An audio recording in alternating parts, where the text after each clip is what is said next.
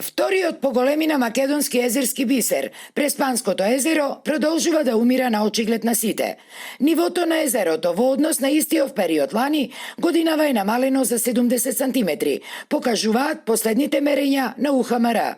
Црвениот аларм дека езерото веќе е во фаза на еколошка катастрофа, со што сериозно се загрозени и 275 ендемски видови на риби, алги и птици е вклучен одамна, предупредуваат екоактивисти и бараат итни и ургентни мерки од државата за спас и на езерото, но и на цела Преспа. Повеќе од 20 години Преспа заборавен.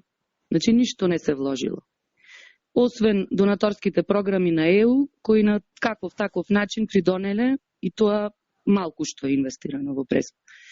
Сметаме дека одговорноста треба да се бара во врвот на државата, затоа што за реон кој припаѓа на 3 држави, се наоѓа помеѓу 2 национални паркови.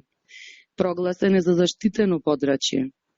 Во Преспа го имате паркот на природата Езерани. Преспанското езеро е прогласено за споменик на природата.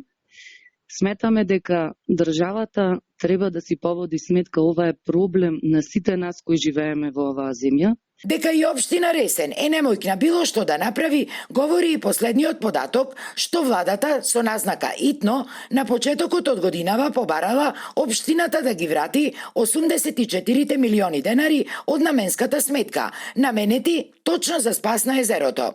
Се разбира дека одбив, ние парите нема да ги вратиме, иако ни ги замрзнаа.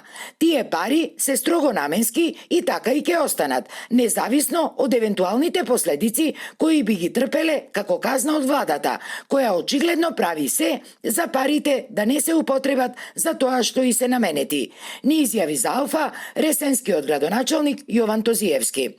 Во јануари пак премиерот Ковачевски при посетата на Преспа најави дека допрва ќе се правеле анализи и ќе се преземале мерки за спас на Преспанското езеро. Ние разговаравме со ресорните министерства во однос на овој проблем и дека во наредниот период ќе мора да се изработи анализа врз основа на која ќе може да се определат активности и мерки како да се спаси, да кажеме, Преспанското езеро, исто како што во минатото беше направено и со Охридското езеро. Инаку, Преспанското езеро е едно од најстарите во Европа, над 1 милион години.